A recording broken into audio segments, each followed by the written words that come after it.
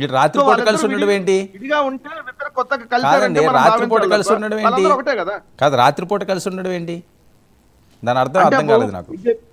కాదు సార్, అప్పుడు ఏంటంటే పొత్తులో రహస్య పొత్తులో ఉండేవాళ్ళు. అంటే పబ్లిక్ లో మేమిద్దరం పొత్తులో లేవని చెప్పారు, కానీ సీట్లన్నీ పంచుకొనే పోటీ చేశారు. ఈస్ట్ వెస్ట్ గోదావరి, కృష్ణా, గుంటూరు అన్ని ఎంపీటీసీలు, జడ్పీటీసీలు, కార్పొరేట్లు అన్ని కలిసే పోటీ చేశారు.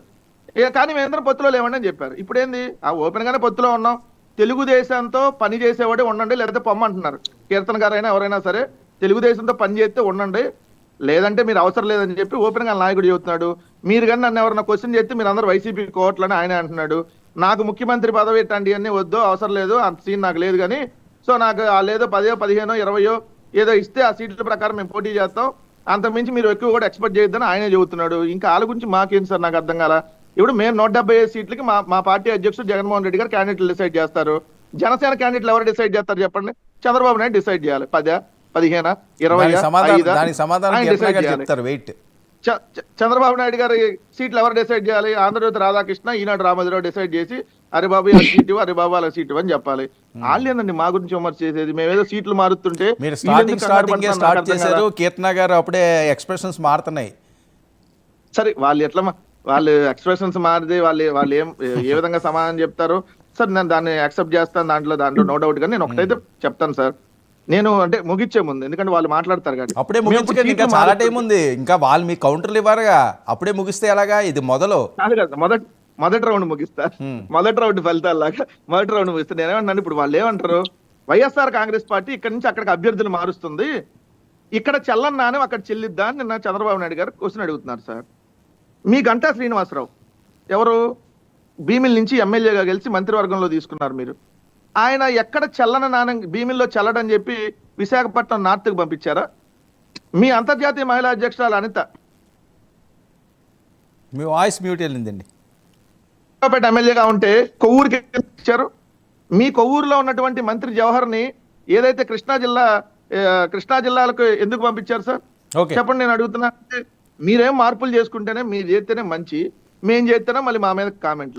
మేము పెట్టుకున్న టార్గెట్ చాలా పెద్ద టార్గెట్, 175 గెలవాలి. సో దాంట్లో భాగంగానే మార్పులు చేర్పులు ఉంటాయి. మేము ప్రతి సీటు గెలవాలని టార్గెట్ వెళ్తున్నప్పుడు ఖచ్చితంగా దాంట్లో బేస్ గా వెళ్తాం. దానికి వాళ్ళకి వచ్చిన నష్టం ఏంటనేది నేను అడుగుతున్నా సూటిగా. ఓకే, కీర్తన గారు నమస్తే. నమస్తే వర్మ గారు. ఓకే, చాలా అంశాలు చెప్పారు. మళ్ళీ నేను అన్నీ చెప్తే టైం వేస్ట్. మీ టైం నేను ఎందుకు కిల్ చేయడం, మీ టైం మీరే వాడుకోండి ప్రశాంతంగాని. ఏంటి పరిస్థితి? మీ సీట్లన్నీ కూడా చంద్రబాబు నాయుడు గారు డిసైడ్ చేస్తారట, ఆయన చెప్పినట్టే నడుస్తారట. తెలుగుదేశం పార్టీకి సపోర్ట్ చేయకపోతే ఎవరన్నా బయటికి పోవాలట, మీతో సహా. అది వెంకటరెడ్డి గారి కామెంట్స్. ఇంకా చాలా చెప్పారు, మీరు విన్నారు కదా. ప్లీజ్. ముందుగా మీకు అలాగే ప్యానల్ పెద్దలకి 99 వీక్షకులకి నమస్కారం సార్.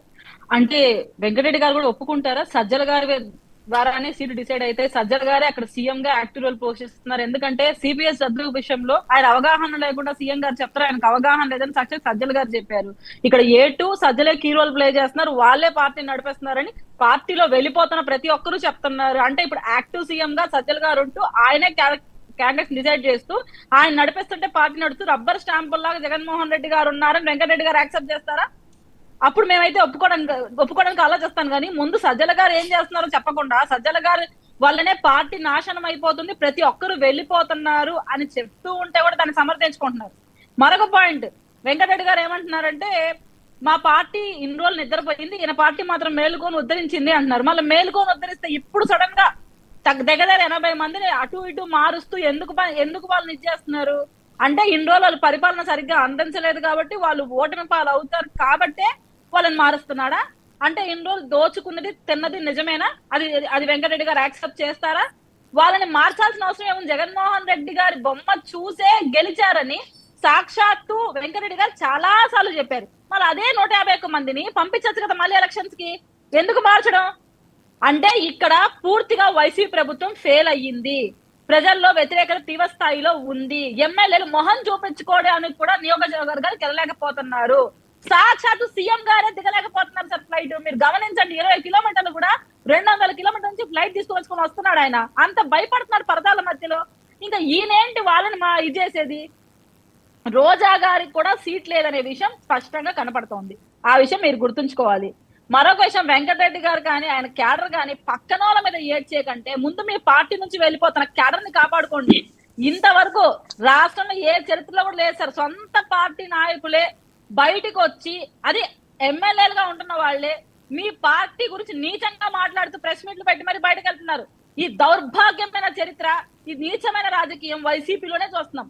ఎస్పెషలీ రోజా గారిది ఒక చిన్న బిట్ మీకు గుర్తు చేస్తాను సార్, ఎందుకంటే ఎలక్షన్ ముందుకు వెళ్తున్నాం. అతి ప్రియమైన నాయకురాలు వెంకటరెడ్డి గారికి కాబట్టి ఒక్క వీడియో ఆమె చూపిస్తాను సార్.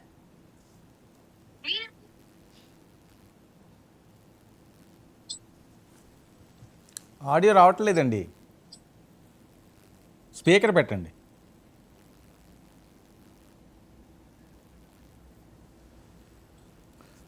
ఓకే, శ్రీదేవి గారిది ఇస్తానండి, నేను బయట ఇస్తాను. శ్రీదేవి గారు బయట, శ్రీదేవి కాదు రోజా గారిది దశల వారీగా మద్యపాన నిషేధం చేసి చివరాఖరి కోసం మద్యపాన నిషేధం చేసే ఓట్లు అడుగుతామని చెప్పింది ఆవిడ. సో దాన్ని వెంకటరెడ్డి గారు ఎలా సమర్థిస్తారో, ఇంకా 3 నెలల టైం కూడా లేదు. రోజా గారికి ఏం చెప్పి గట్టి పెడతారో, లేదంటే జగన్మోహన్ రెడ్డి గారికి ఏం గట్టి తినిపిస్తారో వెంకటరెడ్డి గారు చెప్తే యావత్ ప్రజానికం ఎదురు చూస్తున్న ఆ మద్యపాన నిషేధం ఎప్పుడు ఇంప్లిమెంట్ చేస్తాడు, ఎలా ఓట్లకు వెళ్తాడు అనే విషయం మీద.